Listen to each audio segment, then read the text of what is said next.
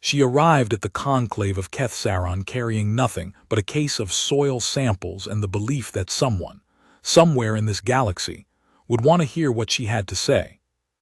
Her name was Mara Osai.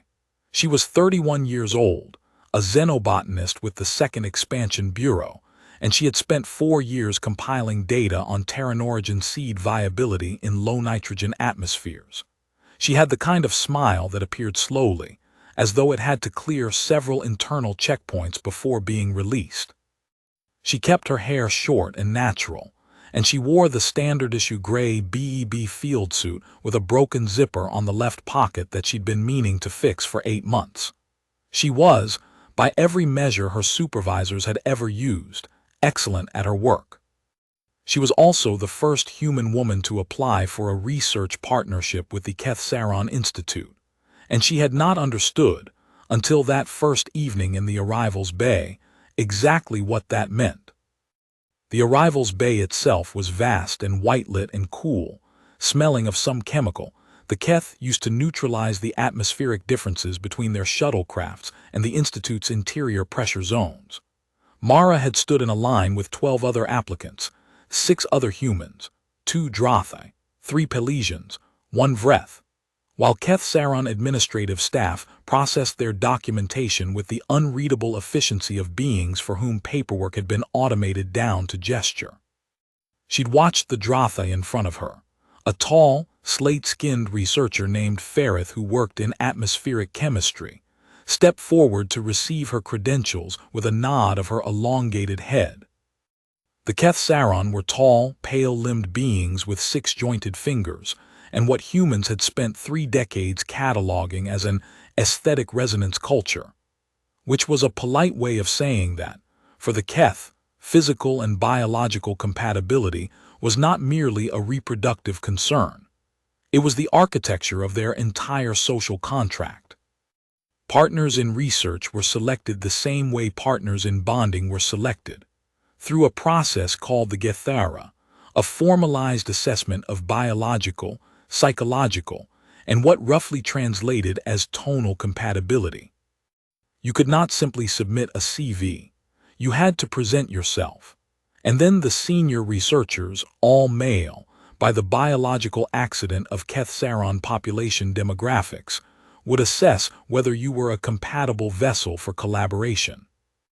Mara had known this. The briefing documents had been clear. What the briefing documents had not conveyed was what it would feel like to stand in a line with 12 other applicants and watch every Kethsaron senior researcher in that hall turn his gaze past her as though she were a smudge on a window. It wasn't contempt. That would have been easier. It was the absence of curiosity. To them she registered as noise. She was assigned a room in the Institute's East Dormitory block, where the applicants stayed during the assessment period. The room was small and efficient, with a window that looked out onto the terrace gardens. She unpacked her case carefully, laying out her soil samples in their labeled vials in a row on the narrow desk, setting up her tablet and her portable data display, arranging her notebooks the way she always did, chronological order, newest at the front. She'd been told by the transit coordinator that the assessment would take 3 days. 3 days for the Gethara process to run its course and produce its determinations. She looked at the soil samples in their vials. She had named them in the field, which was not standard BEB practice but which she had done anyway. Sample 7 was from a growing bed on the moon Caldera 6, where she discovered the germination anomaly. Sample 12 was from the control bed she'd maintained for 18 months to establish the baseline. Sample 19 was the one she was most proud of, collected from a natural soil formation on a low-nitrogen planetoid that shouldn't, theoretically, have supported anything remotely like Terran plant chemistry, and which had nonetheless produced the chemical signature she'd been tracking since year 2. She had almost fallen into a crevasse getting it, which was not something she had included in the official field report. She ate a protein bar and went asleep. The first assessment took place in a chamber called the Resonance Hall, which smelled of copper and something close to juniper. The hall was large enough to make each individual presentation feel formally small, high ceilings with ribs of pale structural material, indirect light from sources she couldn't identify, the ambient sound carefully neutralized so that every voice and movement was isolated in its own pocket of silence. Each applicant was brought before a panel of 3 senior researchers in sequence, like appointments at a clinic. Mara sat in the preparation room between Torben, the young man from Helsinki Station, who had the balled-up look of someone trying to manage nervousness, and one of the Pelesians, a woman whose translator rendered her name as something close to Rien, who was reading a text on her tablet with the focused calm of someone who had done this before. When Mara's turn came, she walked in holding her case of soil samples and her tablet and her 4 years of data. The 3 senior researchers sat at a low, curved table. The one in the center was Velaron, the most published researcher in the hall.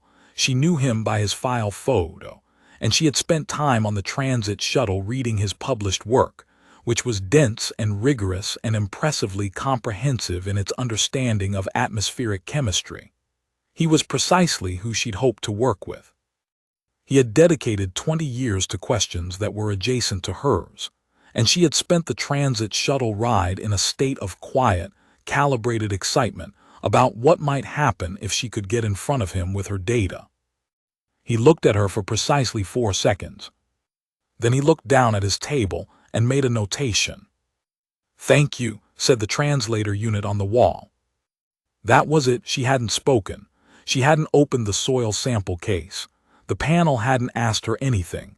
4 seconds, a notation, and a translation of a dismissal.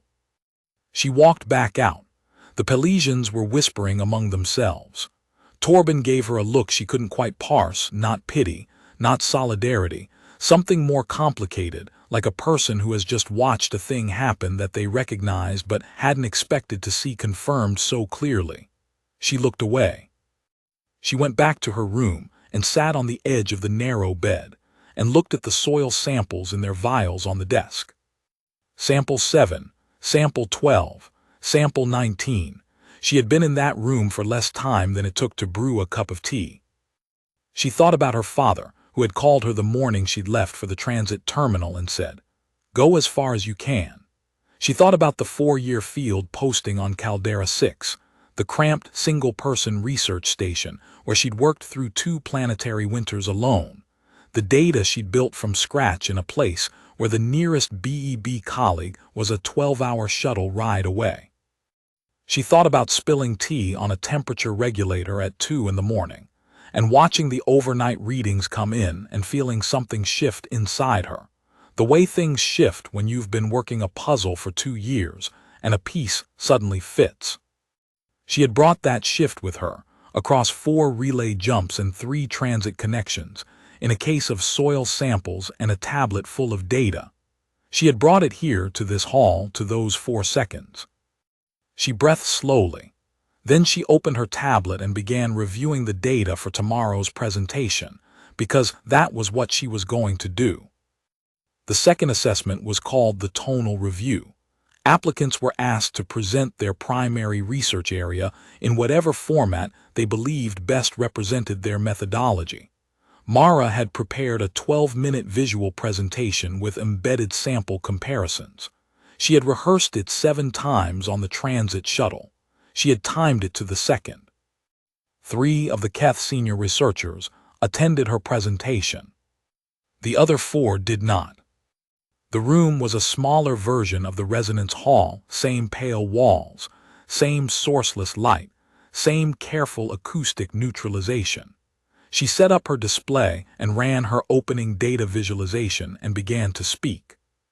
She had a good voice for this, clear and measured without being flat, with the kind of natural pacing that science communication courses tried and usually failed to teach.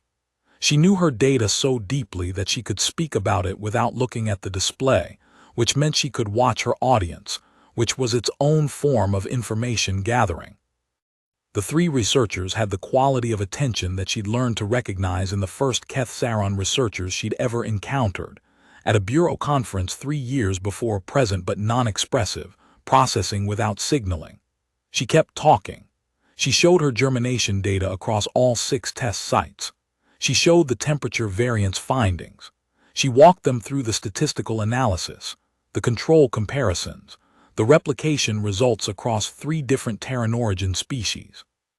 Then she got to the anomaly, the 3.2-degree finding, the discovery that came from spilling tea on a temperature regulator at 2 in the morning. She explained it without framing it as an accident, because the accident was not the finding. The accident was just the moment the finding became visible, and those were different things. What she explained was the methodological reasoning she'd applied afterward, the 612 data points, the pattern that held across every species and every test site she'd run it on. One of the 3 researchers asked a question. His name was something she'd seen in the preparatory file as Keth Sorrell. The question was technical and specific, about membrane permeability under variable pressure cycles. It was a good question, the kind that indicated that he had followed the data rather than drifted off somewhere in the middle. She answered it thoroughly, with reference to 2 specific datasets on her display. The other 2 looked at their tables. When it was over, the administrator thanked her and told her the final decisions would be circulated before the morning meal. She walked back to the terrace garden and stood there in the blue late afternoon light of the Kethsaron day, and breathed slowly and held herself very still. The garden was formal and precise, rows of native Kethsaron plants with leaves in shades of silver and deep green, bordered by low stone walls that curved in patterns she suspected had significance she didn't understand.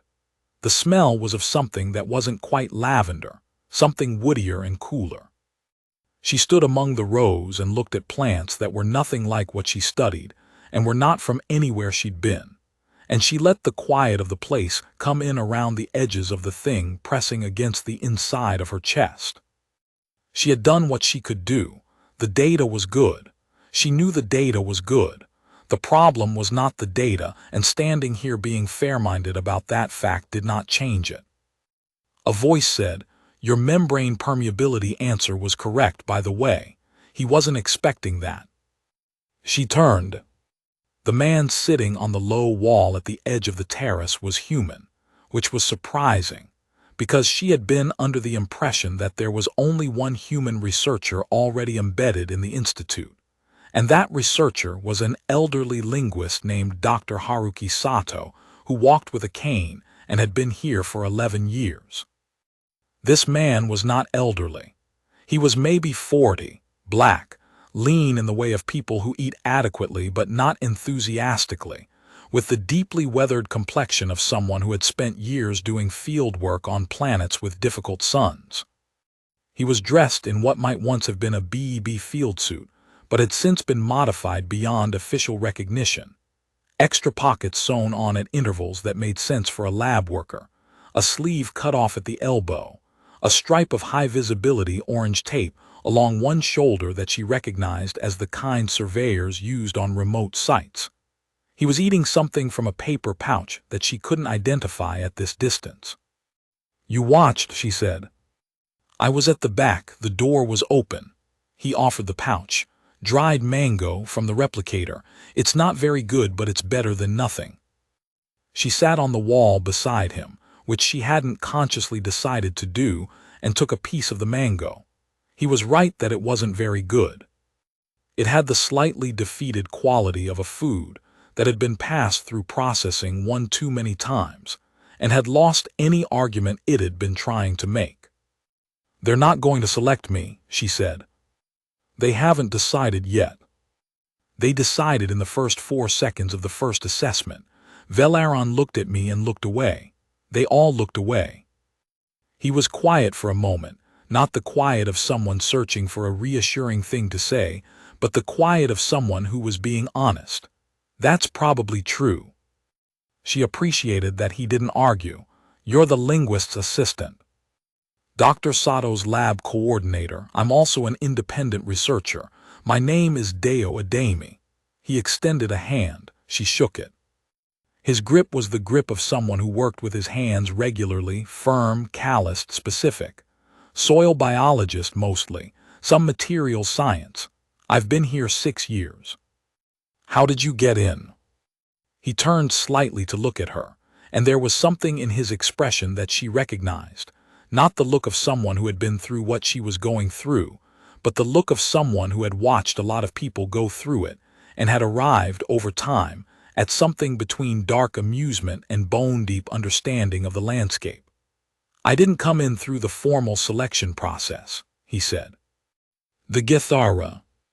No, I came in through a service contract, soil analysis for their atmospheric gardens. The contract ran for 2 years. I kept doing good work. Dr. Sato backed my residency application, and eventually I was here long enough that they started treating me as furniture, in a useful way. He folded the pouch carefully, an unconscious habit of economy. Furniture can go places that applicants can't.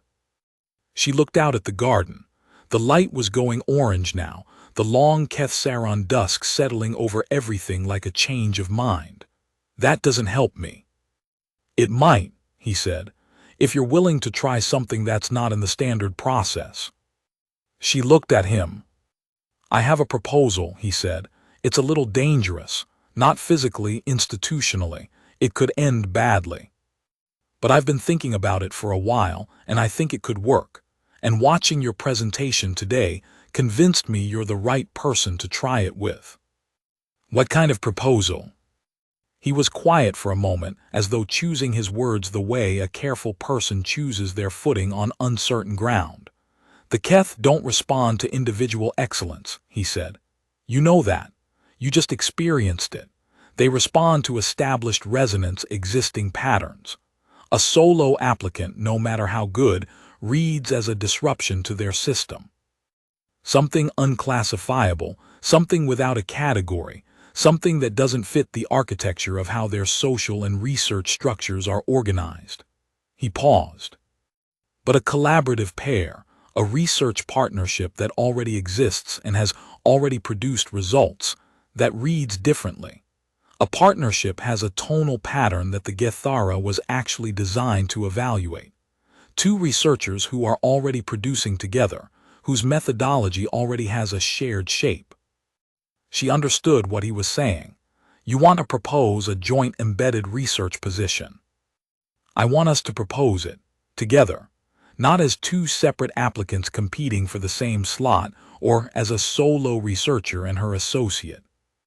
As one research unit that is presenting the Kethsaron Institute with the opportunity to host something that has never existed here before. A functioning human collaborative research pair, with a combined methodology that neither institute member could reproduce separately. You and me. You and me. Your seed viability work and my soil biome mapping. They connect, you've already seen it, or you wouldn't have designed your growth media experiments the way you did. Your 3.2-degree finding is directly related to what I've been seeing in the thermal layer gradients of the northern terrace beds for 3 years. We've been approaching the same problem from opposite directions, without knowing the other person existed. She stared at him. You've read my work. I read every applicant file when they come in. Dr. Sato asked me to. We keep hoping someone will figure out how to get in, and someone with the right kind of data might be the way to do it. He met her eyes directly, and she realized he had been doing this the whole time, not performing honesty, just being precise. You're the first applicant in 6 years who has data that actually intersects with active institute questions in a way that could generate real results that matter beyond this campus. So this is a calculated move. Yes, is that a problem? She thought about it. Not quickly, she thought about things at the speed she thought about things. Outside the garden, the Kethsaron dusk was going full purple, and somewhere in the distance something was making a sound like bells but irregular, like bells dropped downstairs. She thought about Velaron looking at her for 4 seconds and looking away. She thought about 4 years of data and a broken zipper and a case of soil samples and the shape of what she'd come here hoping to build. What's the dangerous part? She said. The dangerous part is that a joint application outside the standard Gethara process is irregular. There's no precedent for it here. The Institute administrator, a being named Keth Varun, she goes by Varun, has the authority to accept or reject it at her sole discretion. If she rejects it, you are formally ineligible for reapplication under standard process for 3 years, and I lose a certain amount of goodwill I've spent 6 years accumulating. He said this without drama, which made it land heavier than drama would have. And if she accepts it, then we're in, both of us, and we get to do actual work. She was quiet for a long moment. The bells, that weren't bells, had stopped. Somewhere in the upper terraces, a Keth groundskeeper was moving through the rows with a long-handled tool, tending something with the slow patience of a being that had been doing this specific work long enough that the motion had become almost meditative. I want to see your soil biome mapping data first, she said. He smiled. It appeared slowly, as though it too had to clear several internal checkpoints before being approved for release. I was hoping you'd say that. He had 6 years of data, and it was extraordinary. She sat in his workroom, which was in the basement of the Institute's western annex, technically a storage area that he had converted through years of patient negotiation with the facility's staff, the kind of negotiation that happens through demonstrated usefulness and quiet persistence, and a willingness to do maintenance tasks that no one else wanted to do. And she went through his thermal layer mapping files for 3 hours while he made tea on a small burner he'd brought from Earth. The workroom smelled of peat and copper and old solder. There were hand-drawn diagrams on the wall alongside printed data sheets, carefully organized despite the limited space, and a shelf of actual paper notebooks with cracked spines arranged by date, and a calibration tool that looked like it had been repaired with wire at least twice and continued to function, which she found in some way endearing. The burner was the kind that used solid fuel tablets, the kind you used when you were somewhere that didn't guarantee a reliable power connection, and you decided that some comforts were worth carrying. She thought about her own transit habits, the specific things she always packed. People who worked in remote places developed strong opinions about small necessities. His data confirmed what she'd suspected from the moment he'd mentioned thermal gradients. The thing she'd discovered by spilling tea on a temperature regulator was not an anomaly, and it was not a curiosity. It was the surface expression of a much deeper soil layer phenomenon that he had been mapping for years without having the plant-side data to complete the picture. His thermal gradient charts, plotted across 6 different subsurface profiles in the northern terrace growing area, showed exactly the pattern she would have predicted. A rhythmic cycle of warming and cooling in the second and third soil layers that tracked with Keth-Saron's seasonal variation in a way that the surface temperature readings completely obscured. Her seed viability findings and his thermal biome maps fit together the way 2 halves of a broken instrument fit together. Separately, they were interesting. Together, they were something she didn't have a precise word for, but which she felt as a physical recognition, the way you feel it when you've been trying to balance an equation and the last variable resolves. "Do you understand what this means?" she said, at some point after the 3rd hour, sitting back in the chair she'd been leaning forward in for so long her spine had opinions. "Tell me what you think it means."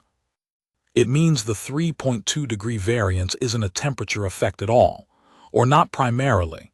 It's a signaling cascade. The seeds are responding to a soil layer thermal gradient that triggers a specific chemical release in the germination process, and what I've been measuring as germination improvement is actually the seeds performing optimally in the environment they evolved to read. They think they're in spring, on Earth in the right hemisphere in a slightly warmer year than average, with soil chemistry that says, yes, this is the moment, push." She paused. The pause had a weight to it. "Which means you can reproduce the effect artificially, not by adjusting temperature at all, but by adjusting soil composition to mimic the gradient chemistry. You can make seeds believe they're in the right place without replicating the conditions of the right place. Deo set down his tea. Yes, which means you can grow Terran-origin crops in low-nitrogen atmospheres without the equipment-intensive temperature cycling that every BEB expansion station is currently running. You don't need the atmospheric conditioning hardware. You don't need the constant energy expenditure. You don't need the infrastructure that makes expansion stations expensive to operate and limited in where they can function. You just need the right soil matrix, which I can produce, or very close to it. I've been mapping toward it for 6 years and I have 4 candidate compositions. 2 of them I'm confident about. One of them, the 4th one, I think might be better than I have the data to prove. I just didn't have the plant-side confirmation to test any of them meaningfully. She looked up from the data. Why didn't you publish this? He was quiet for a moment. He turned his tea mug in his hands, a habit of thought she was beginning to understand. Partly because without the plant-side confirmation it was speculative, and speculative papers in soil chemistry are not received well by a research community that is primarily interested in surface-level applications, and partly because I know how this institute works. His expression was even, but she heard something underneath it that had been living there a long time.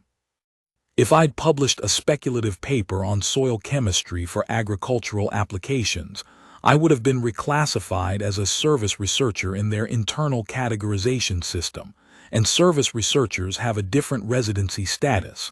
I would probably have lost my embedded position. He paused. So I kept mapping, and I kept hoping. She looked at him. He met her gaze with the same directness he'd had since the garden wall. How long will it take you to draft the joint application? She said. I already drafted it, he said. 3 months ago. I just didn't have a second researcher to co-sign it. The meeting with Varun was at 6th hour, the following morning. Varun was the institute administrator, and she was, by the accounts of everyone who had encountered her, the most formidable being on this side of the relay junction. She had governed the institute for longer than most of its current researchers had been alive. She was Keth Saron, but older than most of the senior researchers by a significant margin, and age in Keth society did something to the 6-jointed fingers, made them deliberate, slow, as though each gesture was calculated before it was performed, each movement carrying the weight of having decided it was worth making. She received them in a chamber that was half office and half greenhouse. Living vines covered one entire wall in a dense, intentional pattern, growing up from the floor in parallel runs, and then spreading as they reached the upper wall, leaves that were silver underneath and deep green on top, creating a texture that shifted slightly in the ventilation current. The desk was made of something that looked like compressed cloud, pale, layered, solid without appearing heavy.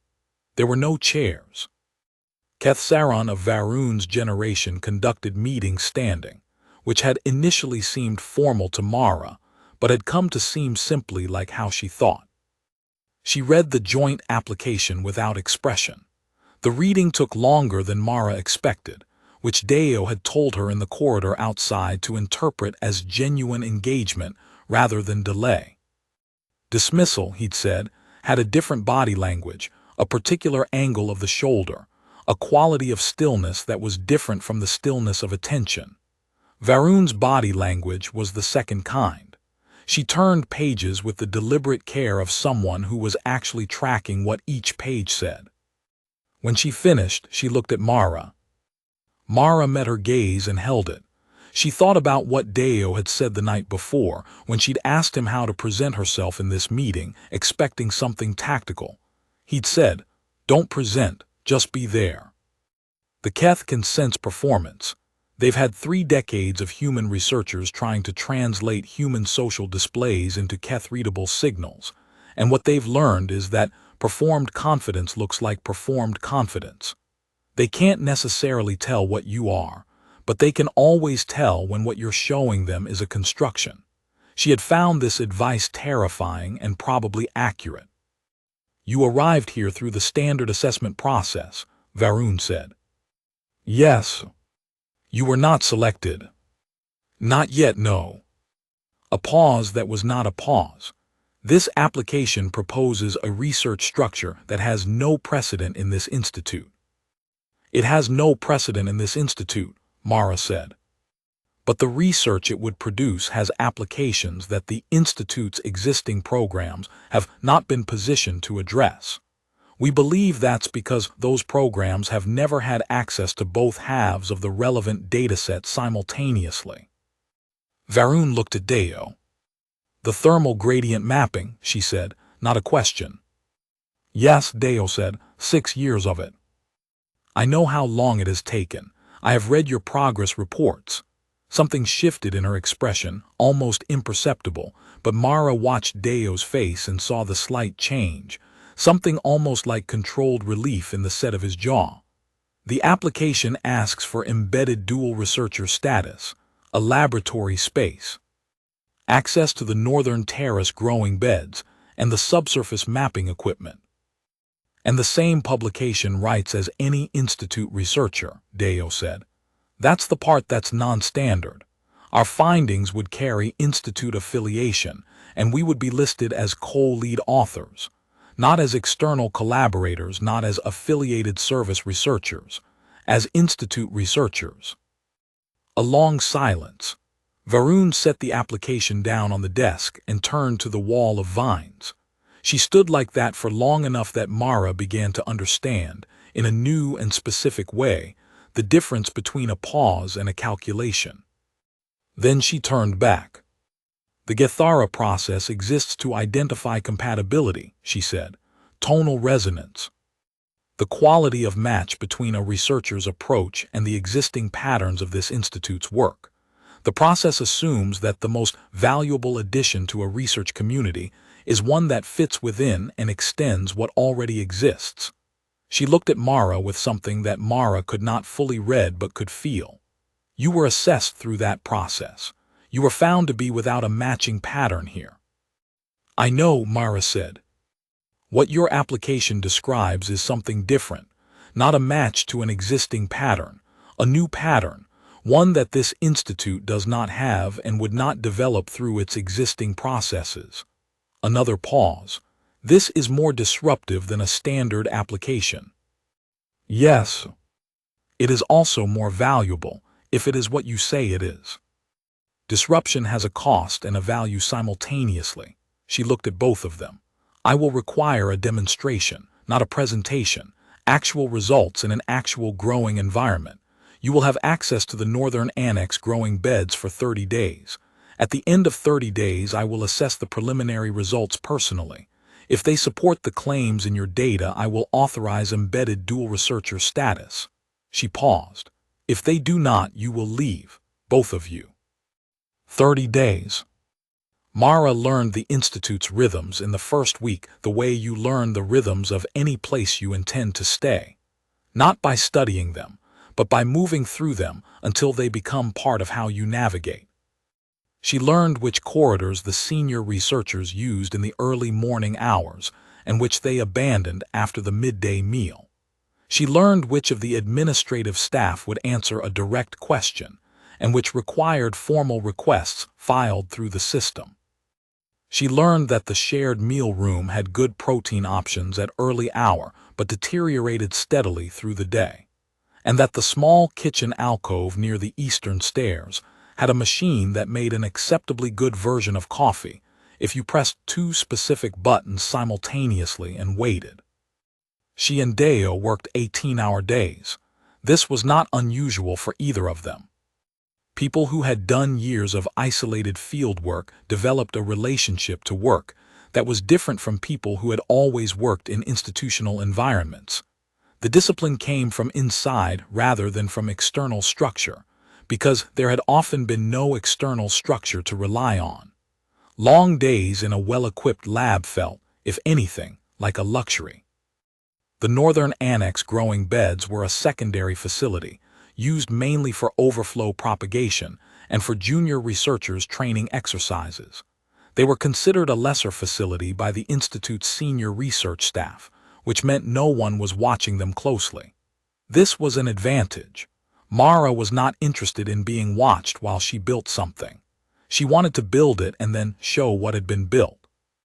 They designed the soil matrix preparations in the first 3 days, working from Deo's 4 candidate compositions and her germination data, identifying which specific chemical gradients were most critical for the signaling cascade she'd characterized. The 4th candidate, the one he'd been most theoretically confident in without being able to prove, was selected as the primary test composition.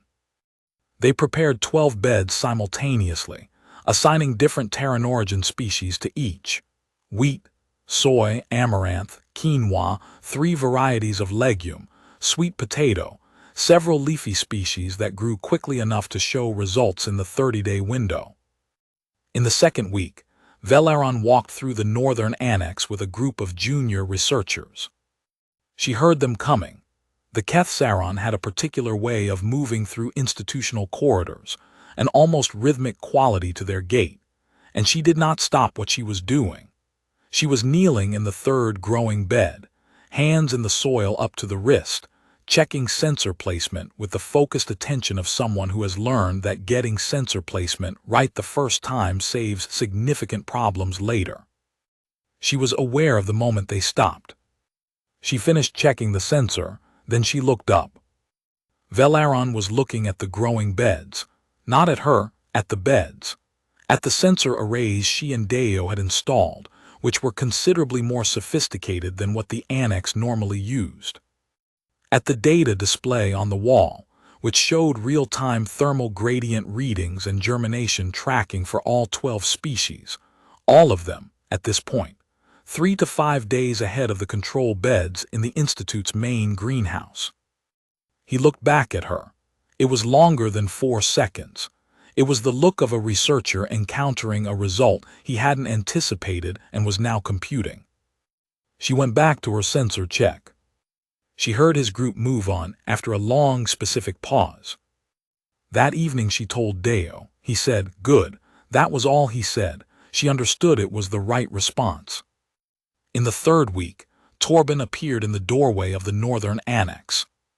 He stood there for a while with the posture of someone who had decided to come, but was reconsidering the decision now that he'd arrived. She kept working. Eventually he came in and stood behind her and watched what she was doing with the 2nd-layer soil sampling tool. "That's not the standard germination protocol," he said. "No," she said, "it's better." A pause. "How does it work?" She explained the core mechanism, the gradient chemistry, the signaling cascade, the way the seeds were reading the soil rather than the air temperature. He asked 3 questions. They were good questions, increasingly specific, which meant he was tracking what she was saying rather than pattern matching to something familiar. She answered them. He left without saying anything else, but he came back the next day, and the day after that. Toward the end of the 3rd week, a junior researcher named something her translator rendered as Selvar, young by Kethsaron standards, with the elongated build of their early adult phase, began showing up in the late evenings after the senior researchers had left. He used one of the data terminals in the far corner of the annex and ran comparison analyses on the Institute's main systems. He did not speak to her directly. She did not speak to him. But the day after his first appearance, he left his comparison results on the shared server with access permissions that included her credentials, which was either a deliberate action or an accident that he had decided not to correct. She added his comparison framework to her own analysis, and it improved the statistical presentation significantly. In the evenings, when the light went purple and the bells, that weren't bells sounded in the terrace gardens, she and Deo ate whatever was available from the kitchen alcove and the meal room and went through the day's data. He annotated his notes in 3 colors: blue for confirmed data, green for hypotheses, red for things that needed more work. She had a habit of rereading the same dataset twice from different angles before accepting a conclusion, because conclusions that held up under different modes of examination held up better in the long run than conclusions that she'd been too eager to accept. These habits turned out to complement each other in ways neither of them had consciously designed for.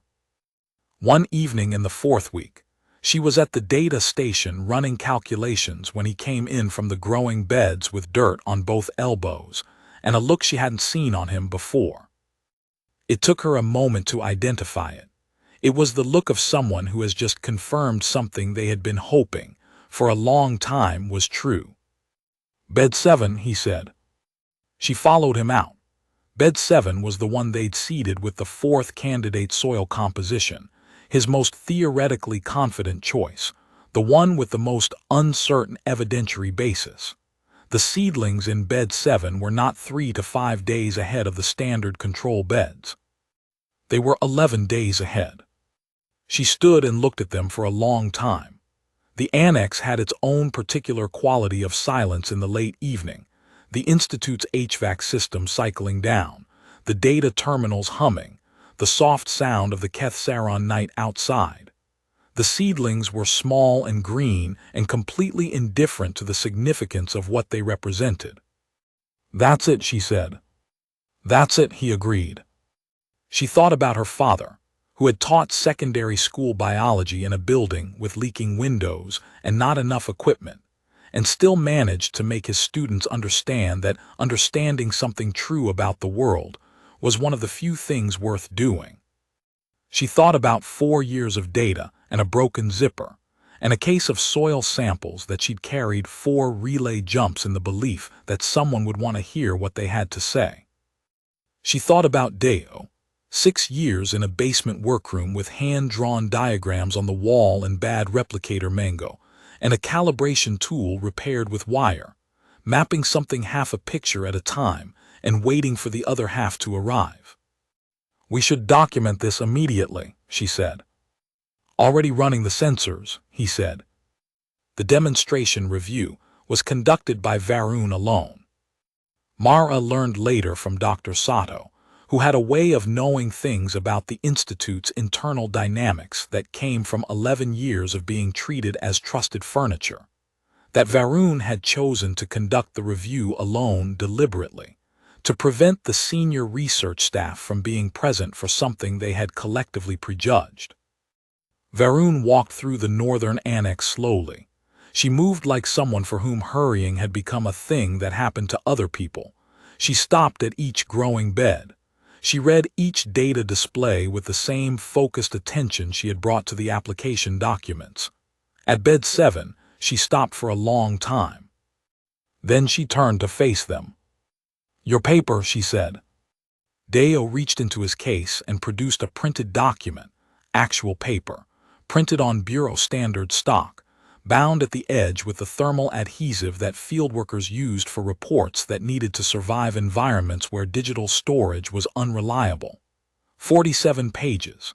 He set it on the ledge of Bed 7 with the deliberateness he brought to all printed things, as though the weight of the paper mattered in a way that a data transfer didn't. He and Mara had written it simultaneously over the previous week, working in shifts, trading sections back and forth, until the voice throughout was consistent enough that you couldn't tell who had written which part. Varun picked it up.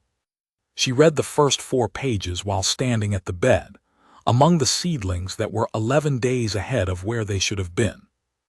Then she looked up. "Who was the lead author?" "We shared that designation," Mara said. "The methodology is genuinely co-developed. It exists because both halves of the data existed and came together. It cannot be attributed to one researcher without misrepresenting how the finding was produced. The Institute's publication protocols require a named lead." "We know," Deo said. "We propose that the protocols be updated. This is not a situation the current protocols were designed to address, because this kind of collaborative finding has not existed here before." He said it without apology and without aggression, the simple statement of a fact. "The research is the evidence for why the protocols should change." A very long pause. The living vines she didn't have here were still back in the office chamber, but Varun's stillness had the quality of something rooted. "This will generate objections," Varun said. Probably, Mara said. Velaron will object. The objection will not be about the research quality. Something moved in Varun's expression that Mara had not seen there before. Brief. Contained.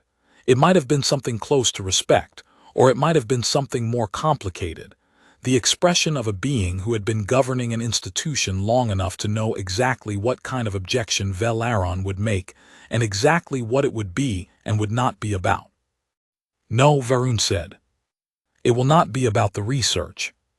She set the paper down on the ledge of bed 7. You will have laboratory space in the eastern wing, she said. Full equipment access. Publication rights with co-lead designation, effective upon formal protocol amendment which I will initiate this week. Embedded dual researcher status, effective immediately. She paused. The Institute will also require a co-authored training protocol for the soil matrix preparation, to be made available to Bureau expansion stations through the Institute's distribution network. That work will be additional to your primary research program. We understand, Deo said. Varun looked at Mara. Something in her gaze was different now than it had been in the first meeting, not warmer, exactly, but more specific. Less like looking at a category, and more like looking at a person. You will be needed here for some time, she said. I know, Mara said. Do you mind? Mara looked at the seedlings in bed 7. She thought about how they had no idea where they were, only that the soil beneath them said spring, said warmth, said this is the right kind of ground to push toward. They were doing exactly what they had always been built to do, in conditions that had finally been made right for them. No, she said, I don't mind at all. What followed was not simple. Nothing that followed was simple, and Mara had not expected it to be, and she thought that was one of the better things about her. Velaron filed a formal objection to the dual lead publication designation within 48 hours of Varun's decision. 2 other senior researchers co-signed the objection. The Institute's publications committee met 3 times over the following 2 weeks in sessions that Mara and Deo were not permitted to attend. Selvar, without being asked and without comment, left his data access open on the shared server with session logging that allowed them to see what publications committee members were querying from the Institute's research archive. It was not strictly a neutral act. She understood he intended it not to be. She and Deo kept working. The Eastern Wing Lab was considerably better than the basement annex, proper equipment, calibrated instrumentation, a wall of actual windows overlooking the terrace gardens that let in the Kethsaron light at the angles it actually traveled rather than the neutralized interior light the annex had run on. She fixed the zipper on her left pocket on the second day in the new lab, sitting at the workbench with a small repair kit she'd been carrying in her main bag for 8 months. The act of doing it felt, in some way she couldn't fully articulate, like setting something down. Torben arrived at the lab door at the end of the first week. I want to learn the protocol, he said, the full matrix preparation sequence. I have a station posting lined up for after this assessment period. They have a secondary greenhouse that's been underperforming, and I think I understand now why. If you associate with us formally right now, it may affect your standing with the committee process, Deo said. I know, Torben said. They looked at each other. Mara moved a stool to the workbench. He came in. By the end of the second week, Selvar was also working out of the Eastern Wing Lab, running comparative data analyses on satellite growing sites the Institute maintained at 2 other locations. Different atmospheric profiles, different soil-based conditions. If his comparison data confirmed the protocol's performance generalized across those conditions, it would substantially extend the paper's claims and simultaneously answer the main technical objection the publications committee had flagged. Mara had not asked him to do this. She'd arrived early one morning to find him at a data terminal, and he'd explained what he was doing, and she'd said, the baseline for comparison should be bed 3, not bed 1. There's a sensor calibration issue in bed 1 that shifts the temperature readings by about half a degree, which throws the gradient calculation. He had corrected the baseline and kept working without further comment. The committee's final ruling came at the end of the 3rd week. Dual lead authorship was approved with a formal notation establishing precedent for future collaborative applications within the Institute. The amendment to the publication protocols was entered into the administrative record. The formal objection was noted and dismissed. Valeron did not respond publicly to the ruling. Mara saw him once, a few days afterward at the far end of the main corridor, moving toward the senior research wing with his usual measured pace, his 6-jointed fingers folded behind his back in the posture she'd come to recognize as his default thinking mode. He did not look toward the eastern wing. She watched him for a moment, then went back to the lab. She thought about the resonance hall, 4 seconds. She thought about what it would have felt like to walk out of that hall with a selection notice, to have been chosen through the standard process, to have arrived here through a door that had opened without resistance. She tried to construct that version of events, and found she could imagine it but couldn't feel it, couldn't inhabit it as a real thing. The path she'd actually taken had produced something that felt entirely unlike a door opened from the outside. It felt like a door she and Deo had built together, and then walked through. She wasn't sure she could have done the work that came after if she'd arrived any other way. The paper went out under their combined names 6 months later, in the Bureau's primary research journal, and in 2 Keth-Saron academic publications simultaneously. Selvar's satellite data was incorporated as a supplementary analysis that extended the protocol's validated range to 3 different atmospheric profiles. Dr. Sato, who had been at the Institute for 11 years and had never quite found the right angle to present his own embedded research for Institute publication, was listed as a methodological consultant. His idea, not theirs, and appropriate. The response came in waves. Academic responses always did.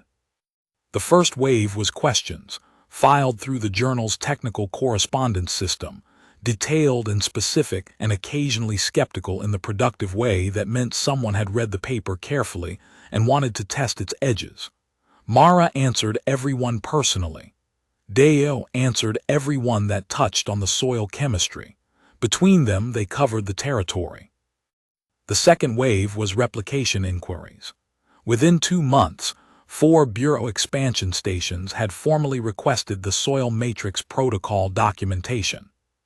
Within 4 months, a research team at the Drothi home station submitted a replication study, the first independent test of the protocol in a Drothi atmospheric environment, which had different base chemistry from both Keth-Saron and the lunar environments Mara had worked in. Their results confirmed the core mechanism.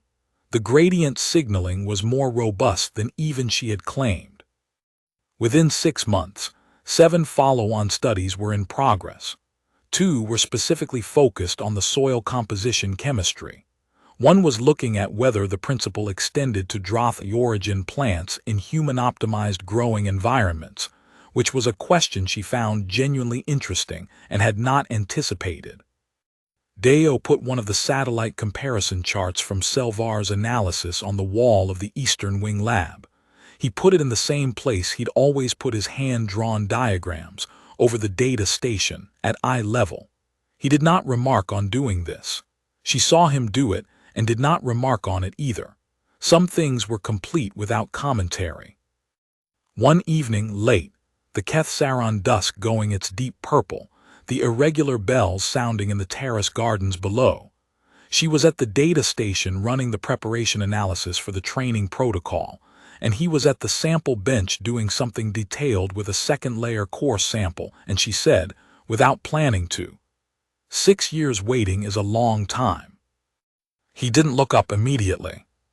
When he did, he said, "What were you waiting for?" "Someone to come with the other half." "Yes," a pause, he turned the core sample in his hands. "What were you waiting for?" She thought about it the way she thought about things seriously without shortcutting. I think I was waiting to find out if the data was real, if it would hold. A pause. 4 years of data that tells you something true, that's one thing. But you need to find out if the truth is true, if it exists outside the conditions where you found it, if it was a thing in the world or just a thing in the measurements. She looked at the chart on the wall. You know what I mean. I know exactly what you mean. The groundskeeper was in the terrace gardens again, moving through the rows with his long-handled tool in the purple light. The gardens were different now than they had been when she arrived.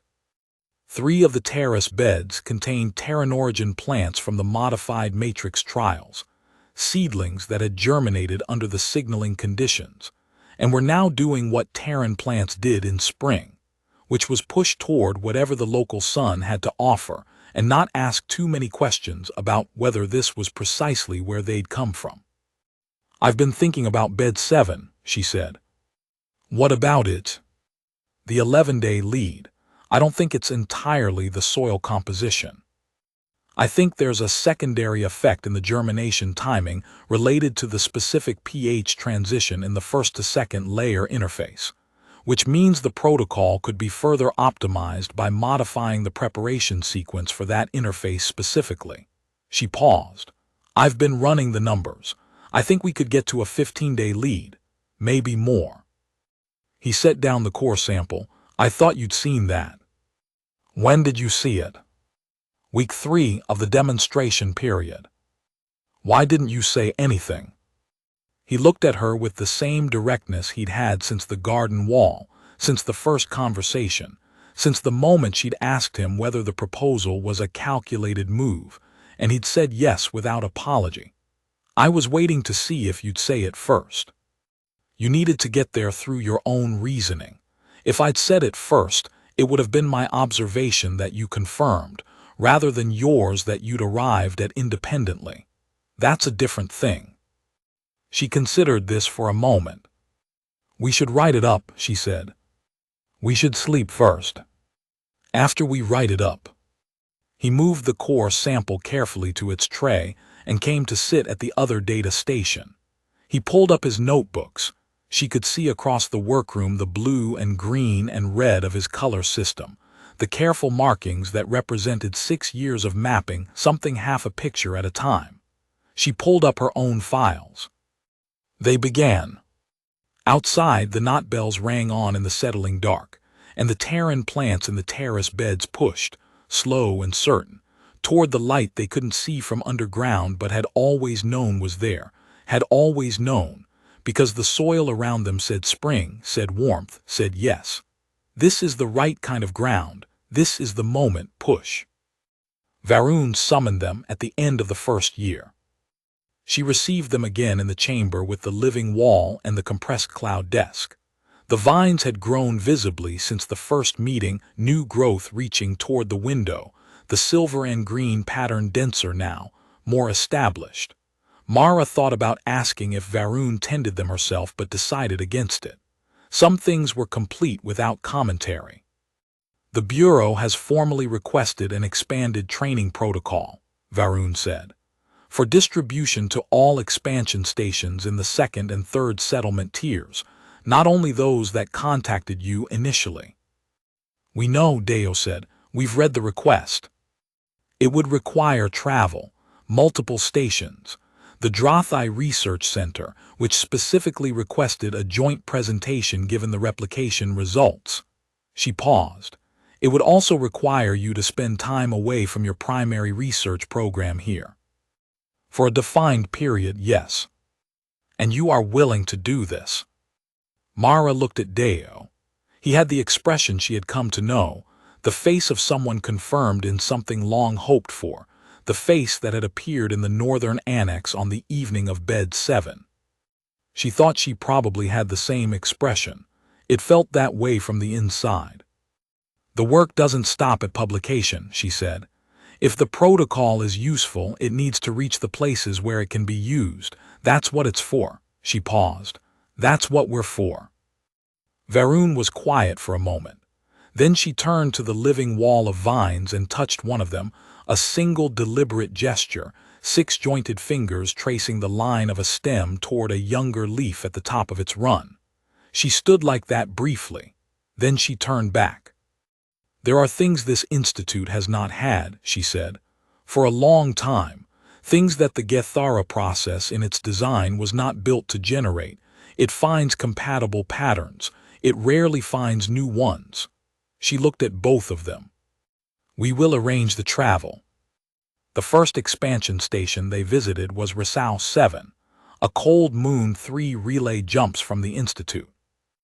The station manager was a human woman named Deirdre Cole, who had been growing Terran origin crops there for 9 years, using the standard temperature cycling equipment, and achieving results that were adequate 72% germination rate, survival to harvest at about 65%, and deeply, quietly frustrating to her in the way that adequacy is frustrating to someone who has been working in a difficult environment for 9 years and knows the work deserves better than adequate. She walked them through the greenhouses on the first morning. 8 large growing chambers, all equipment intensive, all running the atmospheric conditioning units that made Bureau expansion stations resource-dependent and limited in where they could be placed. The chambers smelled of recycled air and nutrient solution, and the particular antiseptic quality of controlled environments that have been kept too clean for too long. "Show me your soil readings," Mara said. Deirdre pulled them up on the station's main display. Mara looked at them for a while. Deo looked at them. They looked at each other. "Give us a week," Mara said. They didn't need a week. They had the modified matrix prepared in a day and a half, the 4th candidate composition, which they had refined twice since the northern annex beds, and which they could now prepare faster than the original preparation time, because they knew exactly what they were building and why. They seeded a trial section of 2 chambers on the 2nd day. On the 4th day, Mara went to check the trial chambers in the early morning and found Deirdre already there. Deirdre was standing in front of the trial section in the thin, cold light of Rousseau 7 morning shift, looking at seed trays that were visibly, measurably further along than anything in the adjacent standard chambers. She said very quietly, "Oh." That was all, just that one sound with an entire 9 years of work inside it. 9 years of adequate results and 65% survival rates, and the knowledge that the work could be better if only the conditions could be better. Mara knew the feeling. She thought it was probably the same feeling exactly, as standing at the edge of a terrace garden in blue light holding a case of soil samples and knowing, finally knowing, in the way that required proof rather than hope, that the data was real and the truth was true, and the thing you had been working toward in the dark and by hand was not only real but visible to someone else. "We'll leave you the full protocol documentation," she said.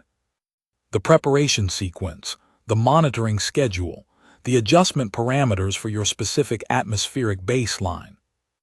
"I know," Deirdre was still looking at the seed trays. "Thank you." Deo handed her the printed copy, 47 pages of the training protocol they'd spent 2 months developing alongside the primary research program, the weight of it deliberate in his hands. She took it without looking down. They flew out the next morning, 3 more stations after this one, then the Drothi Research Center, then back to the Institute and to the Eastern Wing Lab and to Bed 7's successor and whatever the 15-day lead would become when they found its edge. In the transport, in the quiet between relay jumps, Mara watched the starfield and thought about the seedlings in the terrace gardens, pushing toward light they couldn't see but had always known was there, had always known because something in the conditions around them said, "Yes, this is the moment, push." She opened her tablet, began notes for the next extension of the protocol.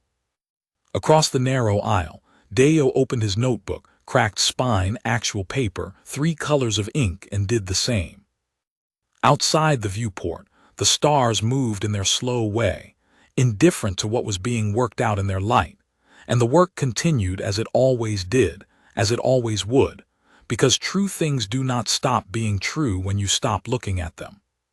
They wait, patient and specific in the soil and the data, and the slow thermal gradients of planets that have never heard of Earth. For someone to come along with enough patience and enough data, and someone beside them with the other half of the picture. And then they grow. And that the universe had always intended to be enough.